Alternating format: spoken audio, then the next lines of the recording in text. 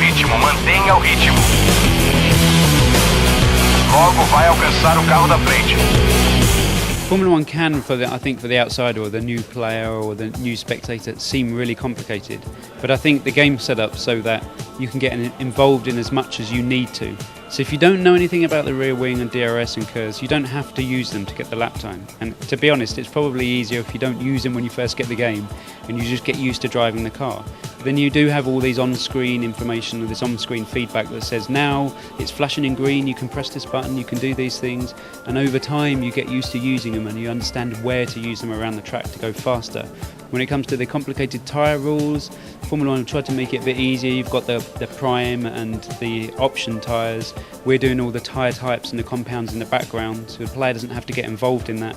The race engineer reminds them on the headset in multiplayer and single player that they've got to come in and change their tyres because of the rules. So if the player's forgetting some of these things, that's when the race engineer or the game comes in and tries to help you. Each race as it progresses, is our game quite right? I mean, we've made numerous tweaks to DRS zones, we've made numerous tweaks to tyre compounds. So the primes, for example, in our game, they didn't quite have enough of an outlap. I think after Monaco, everyone struggled on their first lap trying to get heat into the primes before they got longer, and obviously the driver performances. So because we're releasing September, it's allowing us to just go back through and fine-tune a few bits and pieces. So I think now that the AI has been refined and it's lapping much more like a human, you're able to pick out those driver personalities through. So people like Alonso and Hamilton and Button, they're very, very aggressive in their overtaking moves. Some that are better in changeable conditions. Button and Schumacher would fall into that category. But also the game's set for the season as well. So depending on the results in the game, that would change the order a little bit because that will determine how the car parts get upgraded. So you start off with it all historical and accurate. Ferrari, McLaren, Red Bull are obviously the teams to beat, but then your sort of game takes a path depending on your results. The better you're doing, the more focus there is on your car for this year, and the more performance parts you get. So we've got it right. I mean, you're battling with the right drivers all the time.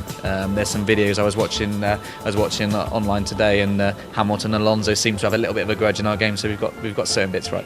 Yeah, I mean, I think it's a case of a lot of the team have travelled around the circuit. Certainly, I've been to quite a few of them now, and Paul's been to a load of the circuits, going along to do the PR events and seeing the tracks and meeting the drivers and the teams, the hospitality buildings. That's why we started to do all those things where you can be in the paddock or you can see the hospitality buildings that people didn't really see that much of, but now TV's showing more and more of it, so I think it's important to bring that into the game as well. Yeah, I mean, Brazil was one that we would very much like to have gone to last year. It looked like it was a possibility, but then it fell through. Obviously, there's a lot of passion for F1 in Brazil and a lot of interest in our game as well, so hopefully we can make a visit this year. We're our own harshest critics as well. When you spent 2 years working on a game and then you find out there's some issues in there, and not just small issues as well, sometimes game-breaking issues like the pit stop bug, which we worked hard to fix in the patch. I mean, it was really heartbreaking for us as well to put all this effort in, and you've got a game that's really, really good in places, and then you've got these small moments which destroy everything. I think looking back, we felt we had to put everything into last year's game, get as much content in as we could. We focused all on the Be the Driver stuff, we added all the Live Live stuff, the interviews, and we tried to cram it all in, and we had obviously a deadline to hit in order to get it out for 2010 as well. And I think the lesson learned is this year we want to add a lot of new content as well. We didn't want it to just be an update, but there's a drawing line under exactly when we can continue development, and we've really been strict on that ourselves.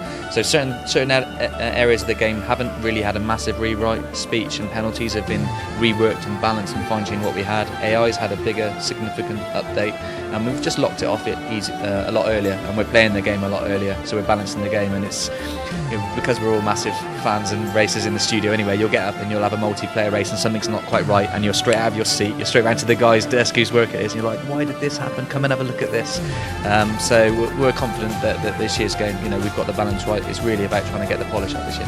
Definitely, I mean, multiplayer is a huge focus for us this year. I mean, we were saying in the conference that 2010 was about the career mode and the single player experience and putting loads of cool features in it, but 11 is about getting everybody to play online amongst one another.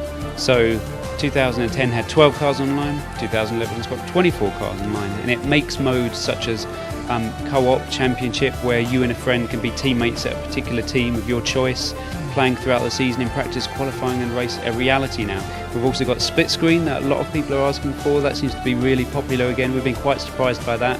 TVs are getting bigger and bigger these days, so it starts to become a reality again. So we've got split screen in there. We've got objectives in multiplayer as well. A lot of people have said, can you split the rooms up so that you get the elite players in one room and the new players in another one? But we want to bring everybody together. And if you want to use the driving aids and another guy doesn't want to use the driving aids, that's fine. There's penalties if you're a really experienced player and you start turning the driving aids on.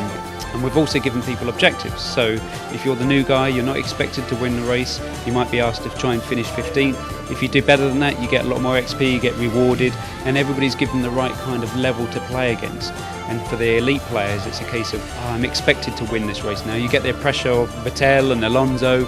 You're in their shoes now. You're expected to win. The further back you go, the harder it is. It's not part of our license agreement, but it's something that I think, along with the safety car and how big an impact that's had at this show, it's something that there's huge demand for. We want to make sure we get it right as well. I think when the last Sony game did it, you could only use them in time trial mode, and that's not really what you'd want to do. You'd want to do Senna versus Prost. You'd want to do those key historical head-to-heads. After the success of F1 2010, that's opened a few more doors for F1 2011, so hopefully this year we'll open a few more again and we can progress those talks, but it's definitely something that we want to do. Entre nesta volta.